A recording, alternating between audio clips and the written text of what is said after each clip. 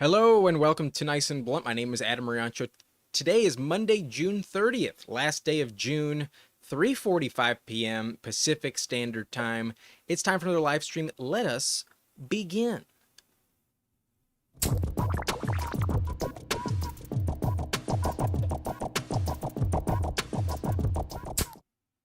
I'm pretty sure that didn't get cut off, but I think some of that may have been missed. Hopefully, all good.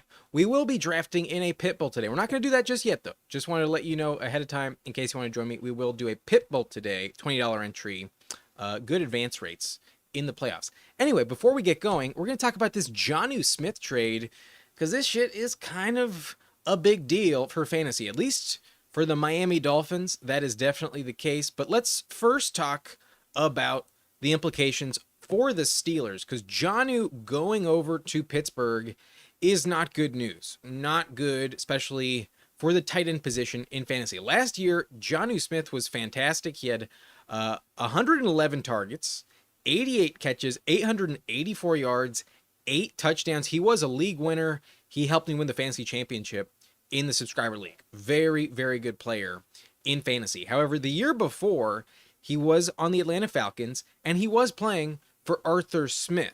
Last time he played for Arthur Smith before that was his last year in Tennessee, where he scored 8 touchdowns on 41 catches, 448 yards. So there is a scenario where Jonnu is like a touchdown machine, but in all likelihood, it probably resembles a little bit more his season in Atlanta the year prior, where 582 yards on 50 catches isn't terrible, but only 3 touchdowns, kind of a disappointment. The only hopeful sign that this is the low end of the projection is the fact that Desmond Ridder was the quarterback. Obviously, Drake London was on that team. We got DK Metcalf in Pittsburgh, so he was kind of operating as a somewhat number 2 receiver with a bad quarterback. Obviously, it's a much better quarterback. And he was also playing with Kyle Pitts that year, who did have 90 targets, technically above him on the depth chart. So there is some silver lining for Jonnu. There's a chance that he operates in this role in the Steelers offense where he's the Kyle Pitts of that offense, getting 90 targets next year. That is the best case scenario. That is what I'm hoping for. But are we going to get 8 touchdowns again? Probably not. I would be a bit skeptical, because a big problem is that Pat Freiermuth is also on the team. If you were watching just the last live stream I did on, I believe it was Friday night, I was raving on how Pat Freiermuth is actually a very good pick. His stats last season was 7 touchdowns, 65 catches, 653 yards, were pretty much almost identical on the season to Tucker Kraft. At least in fantasy purposes, they basically scored the same amount overall. So I was dead wrong. There is no way Freiermuth is a good pick anymore. Freiermuth is going to free fall in the ADP, probably go round 18 at best. He's kind of in the Cole Kmet type of range where yeah, there's a chance, but odds are as the tight end 2, you're not getting very much. But who knows? Maybe he's better than Juwan Johnson. The reason I'm bringing up Juwan Johnson specifically is because last year Juwan Johnson wasn't insanely amazing, but he was relevant. 66 targets, 50 catches, 548 yards, 3 touchdowns. No one is excited to be drafting Juwan Johnson this year. Part of that, though, is his quarterback situation. But this stat line is almost identical to what Jonnu put up 2 years ago in Atlanta. And that is why I'd be very concerned about drafting really any Steelers player other than DK Metcalf and maybe Caleb Johnson. I think the Steelers offense is going to be kind of brutal, kind of haphazard, not going to be super reliable. I would expect Jonnu to be the number 2 target, but it's not a safe play at the moment. We're going to probably pass on drafting Jonnu for a while, see where his ADP falls, and if it goes so far down that it's just too enticing, then yeah, I might jump in. But odds are I'm going to have to wait on Jonnu until it probably gets closer to where Freiermuth is going currently up until today, around round 13, 14, maybe even 15. It might be that bad. So I'm worried about this for both of these players, and that means 2 relatively valuable tight ends are kind of just off the board for a while, and that makes the tight end position that much more shaky. picks like Evan Ingram, Tyler Warren, Colston Loveland, Mark Andrews become that much more valuable. David Njoku, also very, very good pick where he's going currently. So that's my take on the tight end position. But now let's talk about the Miami Dolphins real quick, because Jonnu was a massive part of their offense last year. If we scroll down on their stats last season, he was their number 2 target, 111, almost eclipsed Tyreek Hill. He did have more catches than Tyreek Hill, and 884 yards, 8 touchdowns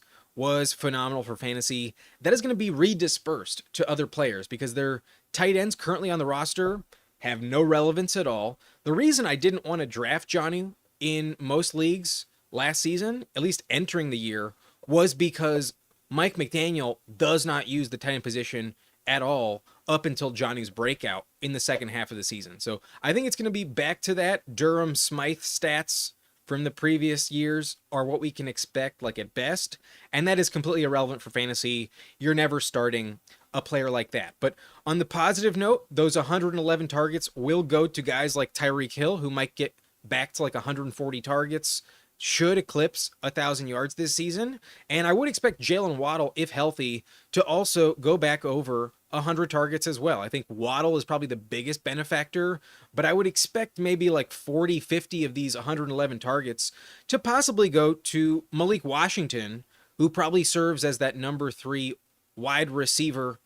Johnny was kind of like a wide receiver, more of like a short yardage yak type of guy.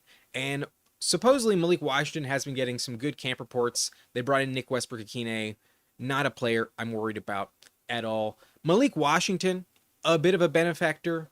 You can start to draft him. He's kind of like the new Roman Wilson, you know, like someone in round 18 that, who knows, might have a shot, but is probably not a big staple of your offense. And then Devon Achane also going to get another massive bump in targets. Achane might eclipse 110 targets himself. So I'm definitely drafting Achane with more confidence. I think you can draft Tyreek Hill with a bit more confidence, maybe as the next receiver after like Ladd McConkey. I feel like Tyreek probably moves up into round 2 of Underdog. And then Waddle, who I've been fading, not really drafting very much because I'm worried about Jonnu, is now probably absolutely worth that round 5 ADP. I think in the range of George Pickens, Travis Hunter, I'd probably rather have Waddle as of today as opposed to yesterday. So that's my take on this trade and the implications. And we've been rolling for roughly 10 minutes now. I think that's enough talk about this trade. Let's hop in back to Underdog and get one of these drafts going. Good evening, Albie from North Carolina. Any updates on the Underdog bag in Cali? We're waiting until the end of the week. It sounds like the decision will be done by Thursday. I think they're trying to get it all sorted out before the 4th of July and a bit of a break in the government. So at least for now, we still got some eligibility on Underdog. Not sure how much longer it's going to last, but as we speak, we are ready to go. We are going to draft in a pit bull. So if you would like to draft with me, we're entering the 20-second timer. It's the pit bull tournament. Very good advance rates if you do make the playoffs. 1 out of 6, 1 out of 5 in weeks 15, 16, and then a 156-seat final. If you make the final, what is the minimum you'll get? $500. That's not bad off a $20 entry. If you finish top 10, you take home 10 grand. And then if you finish first, it's 100K. So we are going to hop in. If you want to join me, looks like Fly Eagles Fly is here with us.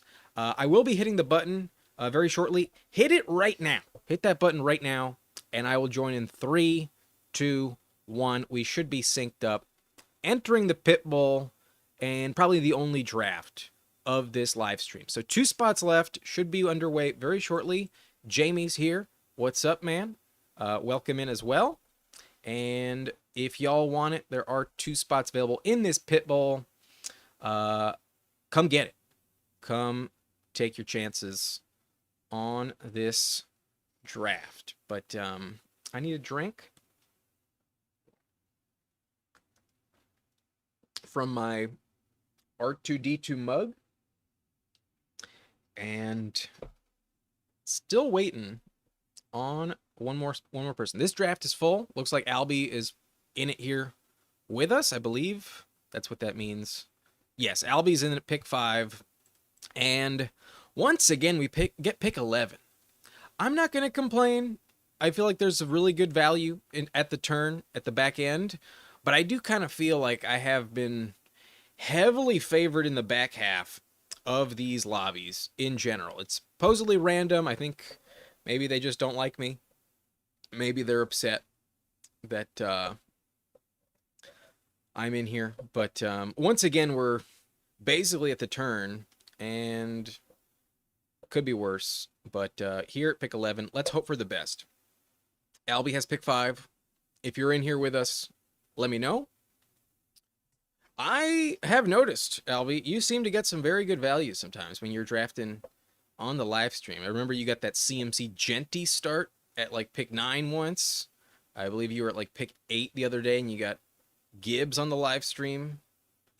Some good omens for both of us. I feel like I've also had some good teams as well when you're in the live stream with me. But here we go. Team 1 has made their selection. Let me crop this, get the board as wide as possible.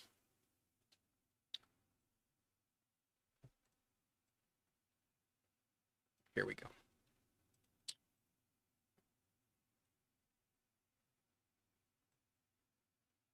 That's the size I'm looking for. There we go. Albie goes Bijan. Bijan at 5 is fantastic. Starting to feel like Bijan's probably the safest bet as the RB1 this year. I'll probably still rank Saquon above him. It kind of just feels like I can't. Got to respect the production from Saquon last year, but Bijan feels slightly safer at the end of the day.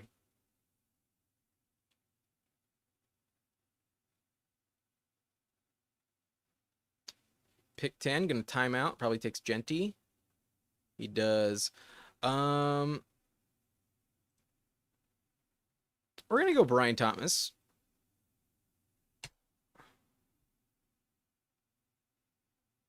Take Brian Thomas off the board. They go Nico Collins. I think they're going to take Amon-Ra. Yeah, there we go. That's what I wanted. I would like a Brian Thomas Drake London team. We're going double wide receiver at the gate. And I'm starting to buy in even more on London with Penix. London's stats with Penix were just so effing good. And the fact that most of Penix's receivers out of college last year were so bad makes me a little more confident in his ability. Just a little bit. Actually, why did I pull up Penix on this? We're looking at Drake London real quick. So Penix only played 3 games at the end of the season. Only had 3 full starts. And London was just fucking insanely productive. London averaged 13 targets per game, 7.3 catches, 117 yards, with 2 touchdowns. Granted, both of them came in a week where Darnell Mooney was off the field. But still, there is really no threat for Drake London at all. I am starting to really love the value on Drake London. I can argue that London is more valuable than Nico Collins, and with some of the up in the air statuses of the Lions offense with a new play caller, there's a chance Amon-Ra is not quite the same either. I think London has an opportunity to really, really excel. I feel London is an extremely safe pick at the top of round 2. Yeah, the Madden curse also scares me quite a bit. One other reason why I am a bit reluctant to fully believe that Saquon's going to be the repeat RB1. He probably has a floor in the top 5. I feel like Saquon's very secure, pretty much bust-proof, barring injury. But the Madden curse is kind of real, and there's never been a repeat RB1 in fantasy dating back to 2011. Maybe even before that. It's been well over a decade since we've had a back-to-back RB1 in fantasy. It just doesn't seem to happen anymore. And odds are Saquon does not put up 2,000 rushing yards once again. Also, the fact that he made it all the way to the Super Bowl played 20 games. That's not ideal. Um, just a minor concern. I'm still drafting Saquon, but I'm very tempted to rank Bijan above him in my redraft rankings. Those running back rankings will be coming out very soon, probably by the end of the week, probably a July 4th video drop in terms of running back rankings. We have yet to rank any players publicly on the channel. Now that it's, I mean, essentially July starts tomorrow. Now the channel will definitely pick up steam in terms of like non-live stream videos. Expect a little bit more on that. But Tom Brady and Allen beat the curse. That's fair. Saquon's situation is also like, can you point to anything that's bad about it, that's worse last year, other than the fact that Kellen Moore is gone? But the fact that Kellen Moore is gone might mean Saquon gets more targets. Kellen Moore doesn't really favor pass-catching running backs as some other play callers do. So that's one red flag, but odds are, barring injury, Saquon's still fine where he's going. But we do not get a running back. That's fine with me. I don't really care. I'm not going to cry about it. I think I'm going to go Tet McMillan.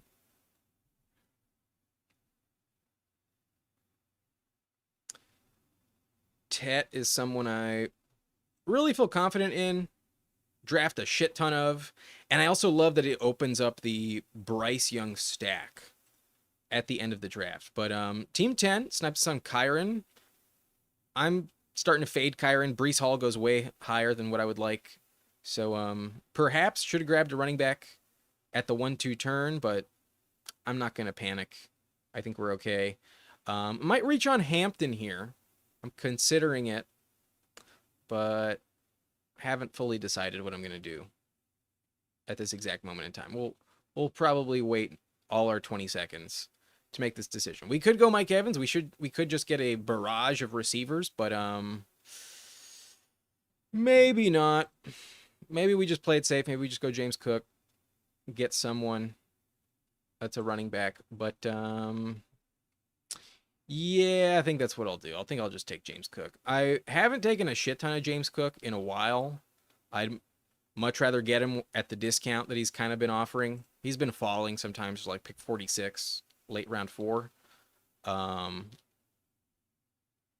there's also some teams with like kind of few running back exposure so far, and I feel like we could get sniped on some of the more productive running backs in round 5. So let's take someone. I'm going to target maybe like Ray Davis a little bit later on, just for the sake of like insurance. My only concern is that James Cook and that holdout leads to like a lack of production early in the season, that maybe he misses some games, and just isn't fully in shape when September rolls around, if this holdout actually lasts a decent amount of time. But it seems like he's a bit more of like a hold-in type of guy so far. Maybe some of those concerns are a bit overblown. He had 18 touchdowns last year in 16 games. As long as he plays the majority of the season, he's probably going to maintain that type of role in the offense. So kind of a tier break. I don't think there's another running back in his class going later. I have to be hopefully optimistic that Hampton is the guy I want him to be. And odds are with Najee Harris there, that's probably not the case. But looks like we got 9 viewers, only 1 like. Do me a favor, hit that subscribe button, hit that like button. If you're enjoying the video so far, help a brother out. Hit the like button. Helps with the exposure, helps the channel grow. Would really appreciate a little bit of love here. Thank you if you click that button. Anyways, we start off BT, Drake London, Tet McMillan, James Cook. And our receiver core, very strong. We can probably get away with just 7 this draft. And then running back, we might have to draft 6. But I'm fine with that. Not bad. Not bad at all. After James Cook, we see Mike Evans. Jalen Hurts goes above Lamar and Jaden Daniels. That's kind of interesting, but that guy with A.J. Brown wants their guy. That's fine. Then we see DJ Moore. Kind of scares me a little bit at the top of the fourth. All the round four receivers are like just a little bit scary, but like in general, like the tier of wide receiver from Marvin Harrison through Zay Flowers is kind of pretty flat in the first place. You can poke holes with just about anyone. It's not that crazy to take whoever you want, if it's just your personal preference. So um, that's fine. Albie almost gets a value on Jaden Daniels or Lamar, just barely misses out. Albie goes Jamison Williams. We got Worthy at 45, Devontae Smith 46, Hampton 47, Travis Hunter, George Kittle. The price on Kittle's even more enticing. Like I was mentioning, that tight end position a little bit more shaky. Kittle in the fifth feels like such a good pick. We almost get Ridley. That would have been nice. We don't get Ridley though.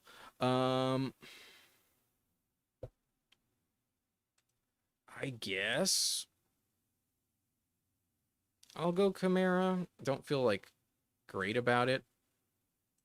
I'm gonna go Travion.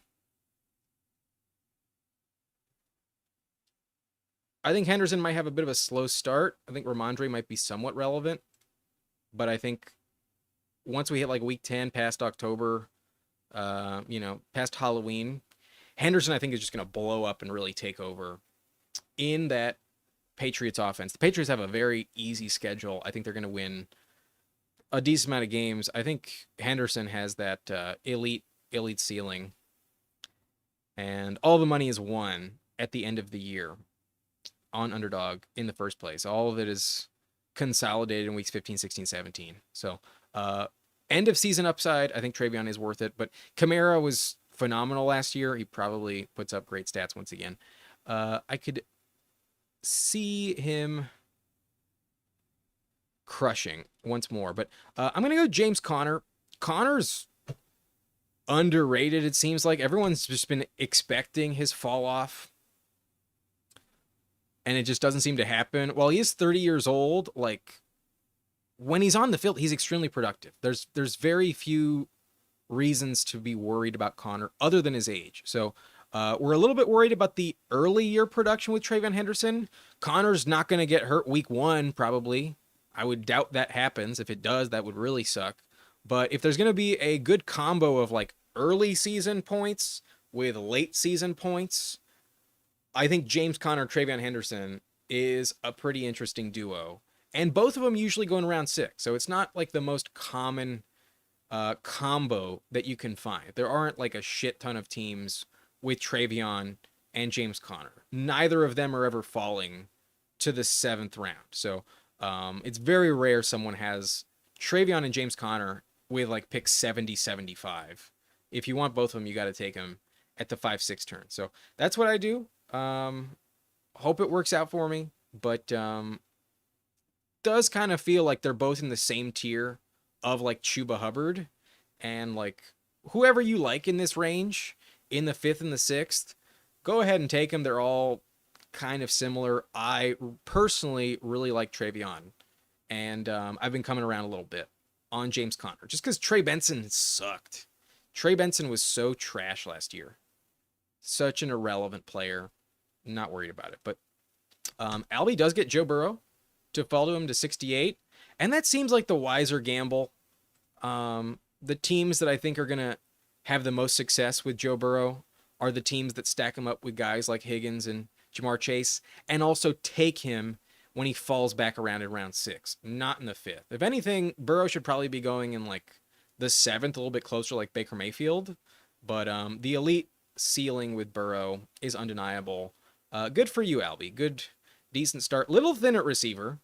Don't love Jamison Williams as my second option without a third in the 7th round, but I think you're going to be hammering receiver for probably the next 2 or 3 rounds, and you'll probably figure it out. You'll probably be okay. I wouldn't worry about it too much. Yeah, you go Stephon Diggs there at 77.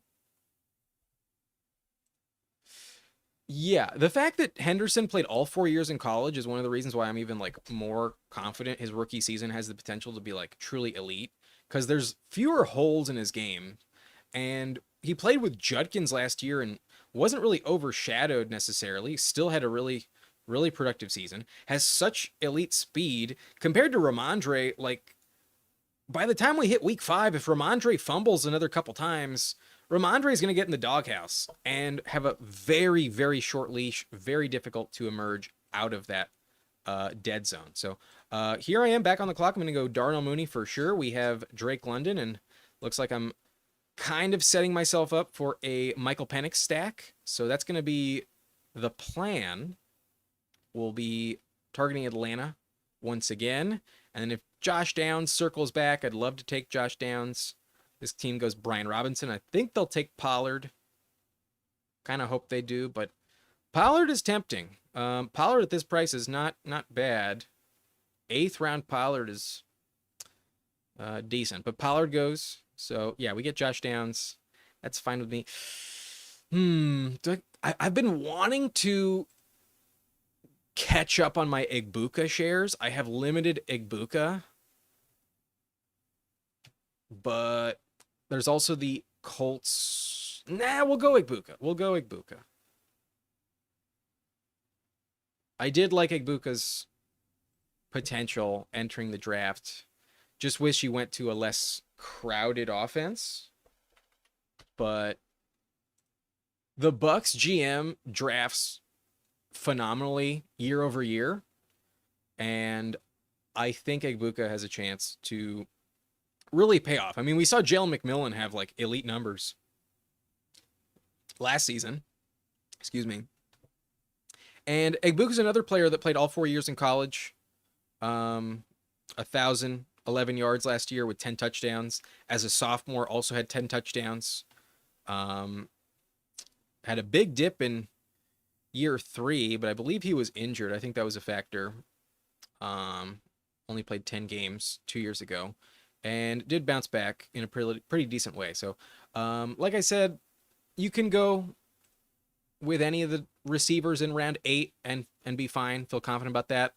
Downs kind of lines up with our Brian Thomas selection just for that week 17 bring back. But straight up, I definitely think Emeka Egbuka is more talented than Josh Downs and has a better quarterback tied to him. So the odds that Baker falls all the way back around are pretty much impossible. So not expecting that to happen, but we get some more divisional correlation between the Falcons and the Bucks, and that hopefully pays some dividends for us. But let's scroll down just a little bit. Let's make sure every pick is on the board. Franco asking, am I a dynasty player?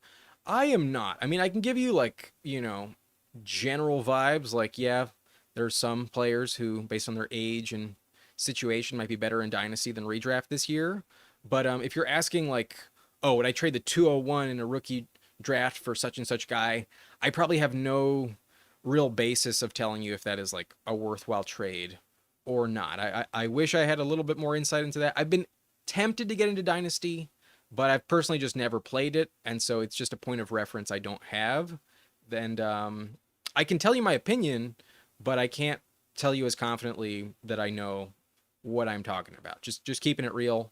If you have a dynasty question, feel free to let it rip. I'll try and give you the answer, but could I be wrong? Definitely possible. Looks like I'm a best ball guy. Got about 10 drafts so far. Excited for this season. This time of year, I definitely do a lot of best ball on the live streams. But starting in July, starting tomorrow, starting the end of the week, it's going to be a lot more redraft, especially if California does ban me from accessing Underdog. Underdog is just like the best place to practice, in my opinion. Their ADP's the sharpest and most accurate. The fact that everyone pays and stays for the whole draft. I really like Underdog's ADP. And I feel like it does really help me establish my ideas of how I should be drafting rest of season. But knowing the tight end situation, I think I'm going to grab Evan Ingram here. Feel good about this Evan Ingram price. And I think the team after me does not have a tight end themselves. So let's get ahead of him on that. Jesus, what happened here? Why do I got to scroll all the way through? Yeah, they don't have a tight end, so happy I got Ingram. And then I'll consider Trey Harris. I'll consider Justin Fields. But starting to come around a little bit on Scattaboo, in all honesty. I think he's more likely the running back one in that offense than Tyrone Tracy. Not super high on Tracy. Do I just take Justin Fields? I probably won't.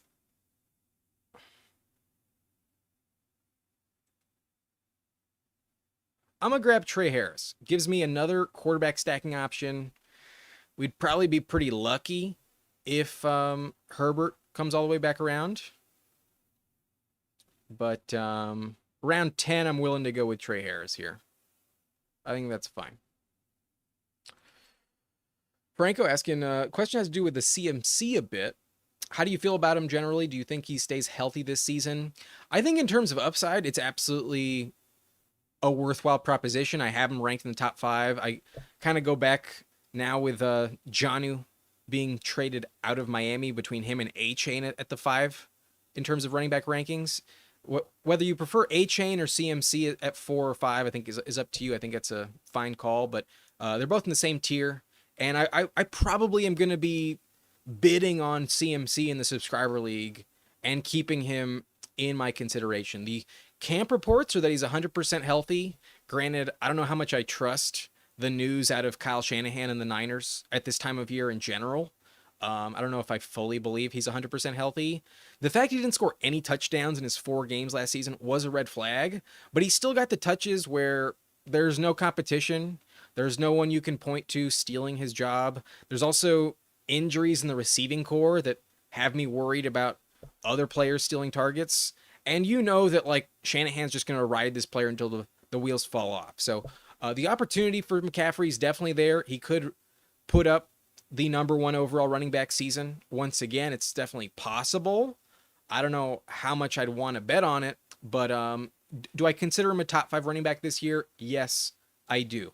I think you can also win without him. I don't know if you have to overspend on him, but I'm not ignoring CMC. He's not a player I'm just like writing off of my board completely. So I think odds are he probably like misses a couple games and gets a little banged up this season. There's probably like a good reason to be drafting his handcuff, Garendo.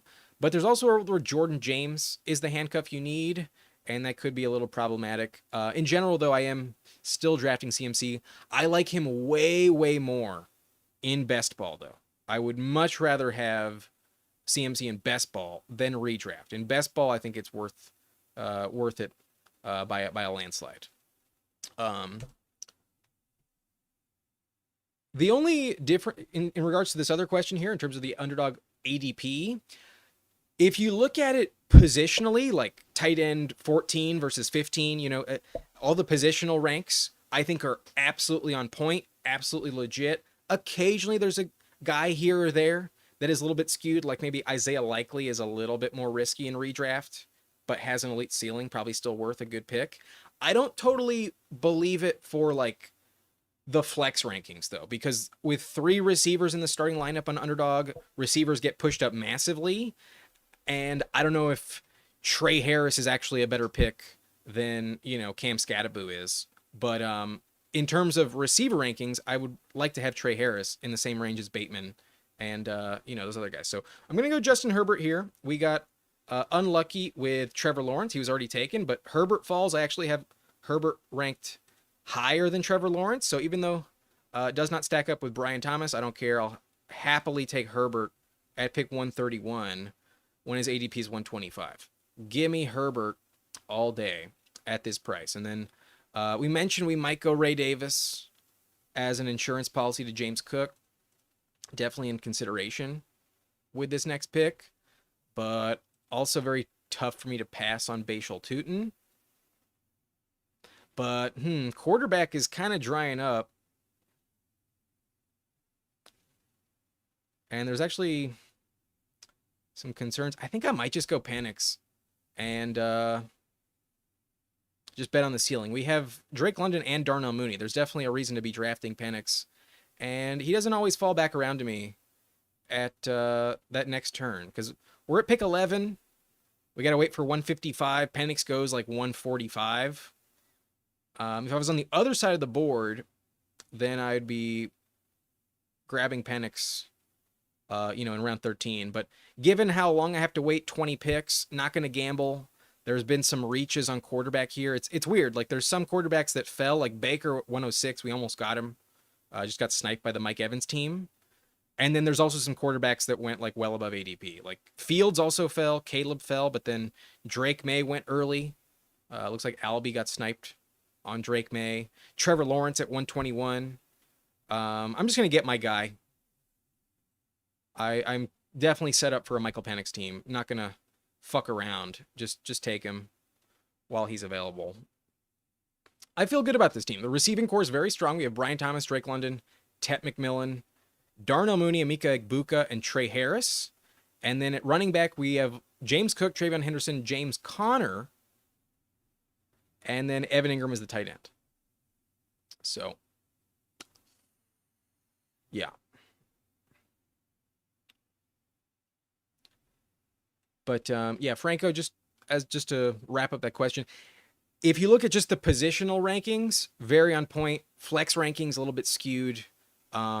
And they are designed for half PPR as well. So if you're in a full PPR league, it's not as emblematic of what to fully expect, but maybe receiver is a little bit more accurate in terms of how much more valuable they might be. But touchdowns is the name of the game in best ball. When it's half PPR, touchdowns are much more valuable than just overall volume. Straight up. If you ever have a question on, rankings or strategy, feel free to let me know. You can find me in the live streams, the chat. I usually try to get to every question, and you can also leave a comment, and I always try and answer those within a day or two. But that'll be it for this topic. Quincy wanted us to go Jonnu. Fuck no, not right now. Jonnu went 117. That's not where I'm going to be drafting him. Seeing how California might ban daily. Are weeklies considered season or daily? I have no idea, man. Like, I'm just hoping for the best in terms of, like, being able to keep drafting, but my gut is telling me, like, a week from today, I won't be able to do these live streams here in California. That's going to be kind of sad, but hopefully not. Hopefully it's going to be better. You cringe when you have to take T-Law. I think Trevor Lawrence probably has a bounce back season, but there's no way I'd take Lawrence over Herbert. I'd much rather have Herbert straight up. Lawrence has some underrated rushing value. Had some really good numbers 2 years ago, but has been a bit of a letdown in general. I do think Travis Hunter is going to help him a little bit, and I also think Liam Cohen will be much better for him in fantasy as well. So I think he's going to be better this year than he was last season. But, Quentin Johnston almost fell. We almost got QJ. That's kind of a bummer, though, that we don't get him.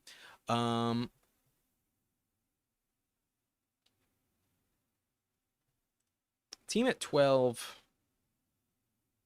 does not have a Panther. So I think... Oh, dang.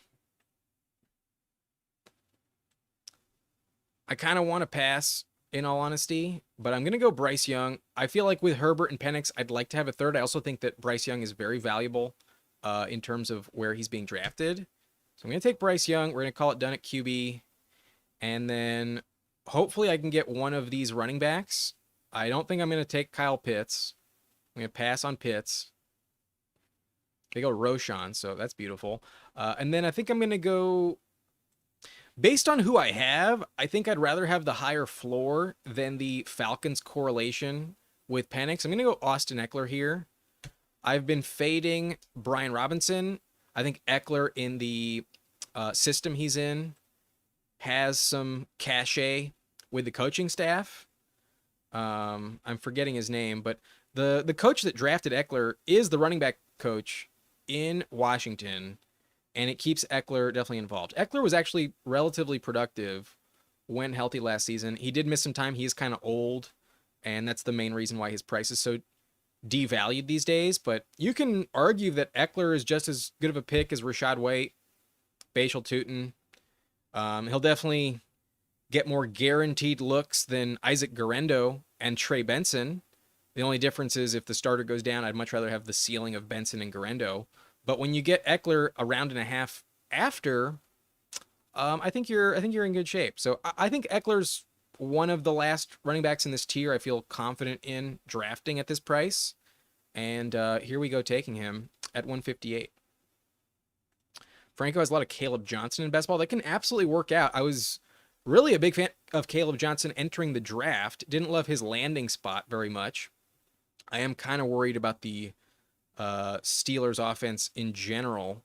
I still think Jalen Warren's going to be a big thorn in your side.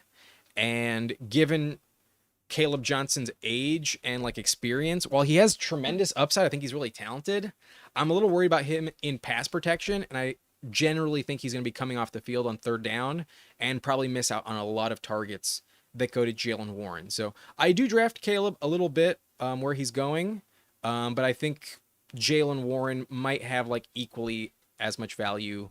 And Warren's going like 2 or 3 rounds later. You know, Warren goes to pick 91 in this draft. I've seen him in the 100s, closer like 108 plenty of times.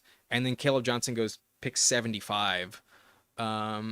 There's more upside with Caleb Johnson, but there's maybe a higher floor with Jalen Warren. I wish one of them misses time. That's kind of the only way it has like the highest ceiling possible in best ball. But not a bad pick.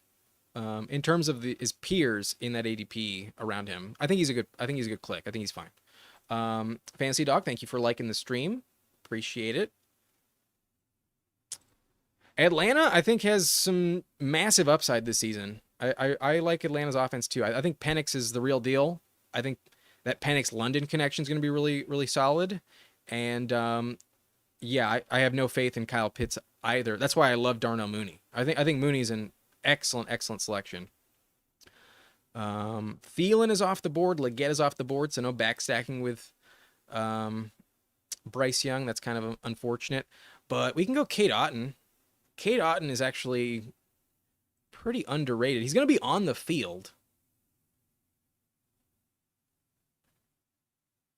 I have 6 receivers. I'm not dying to draft Michael Wilson at this price, so I'm going to pass. I'm going to go Cade Otton. We have Igbuka. And if Igbuka is like a good pick, it's because like some of the receivers are injured. That would mean Cade Otton is probably also a decent pick.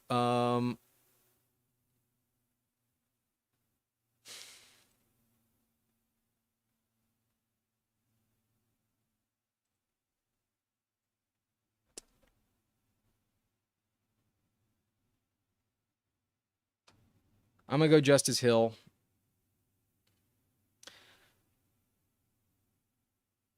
My running back core isn't like the most exciting, but I think based on like the 3 that I have with like some really like low end outcomes, like if Cook is not 100% healthy, if he misses time, you know, a lack of floor when he's not on the field is a concern. If Connor doesn't stay healthy, a lack of floor is also a concern.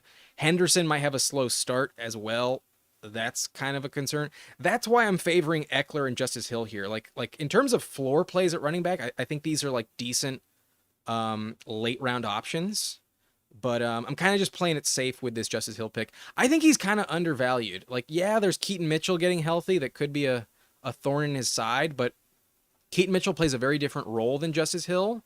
And I really don't see like a big threat for Justice Hill's touches overall on the Ravens. So much more of a pass catcher, more valuable in full PPR. But DJ Giddens might never really see any starting potential if Taylor stays healthy. You know, if Taylor's on the field all 17 weeks, what does DJ Giddens offer you? Like, at least Hill is going to have like 3 or 4 games with like actually scoring a touchdown and like maybe like 5-6 catches as well. Like there's some contributions that will be coming from Justice Hill that I really just can't guarantee from Giddens. I do draft Giddens, but I would like to have a running back core I feel more confident in, whereas I can just bet on the upside of Giddens getting the starting job for a handful of weeks. That's not a guarantee at all. So that's why I go Justice Hill there. But if you prefer Giddens over Justice Hill, I don't fault you. Giddens much younger, good profile, decent pick.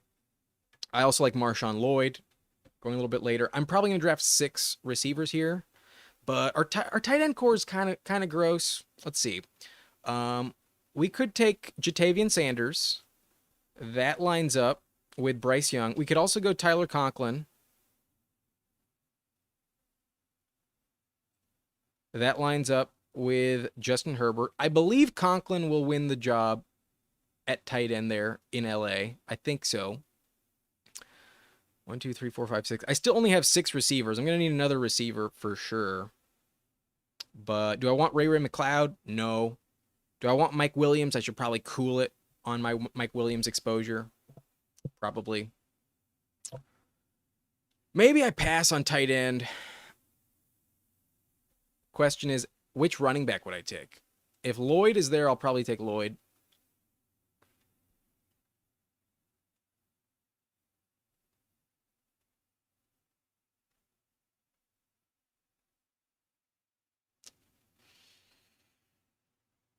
Jatavion is off the board. I'm going to take Marshawn Lloyd. My running back core isn't like the most elite possible. We'll go with Marshawn Lloyd.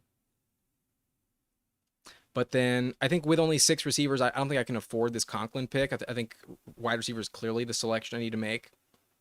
And then I guess Ray McLeod isn't in consideration, but yikes. He had 87 targets last year. Maybe I should put more stock in him, but I like Jermaine Burton. We can also go Mike Williams. I'm going to go Jermaine Burton. We have London and Mooney. I'm going to pass on Ray. Albie, do you think I need a third quarterback or tight end? Let me check out your team real quick. Bowers and Loveland, you do not need a third tight end at all. Quarterback, Burrow, Caleb. I think I'd go running back, Albie. You got 8 receivers. You got Bowers and Loveland. I don't think I need another tight end there. And then with Burrow and Caleb, I don't think I need a third quarterback. I would go running back if I was you, Albie. You got Bijan and Chuba, but then some handcuffs that have really nothing guaranteed. I think I'd rather have a 6th running back on that team. That's my personal opinion. But Franco asking, do I like Lockett at those final picks too? I got him with my last pick in about 3 or 4 drafts. I do not like Lockett. I think that those late round Titans receivers are very big gambles. I don't feel really confident in anyone. Lockett, I think, is there for a little bit more like veteran locker room vibes, like to kind of teach the young guys a little bit more than like actual on the field contributions. He was really a bit of a shell of himself last season in Seattle. I don't feel too confident, in all honesty, with Tyler Lockett. So I could be wrong. He might be relevant, but I think Ridley's really the only safe pick. And then Okonkwo, I think, is a bit safer than any of those receivers. It could be Chimere DK. It could be Elik Yamanor.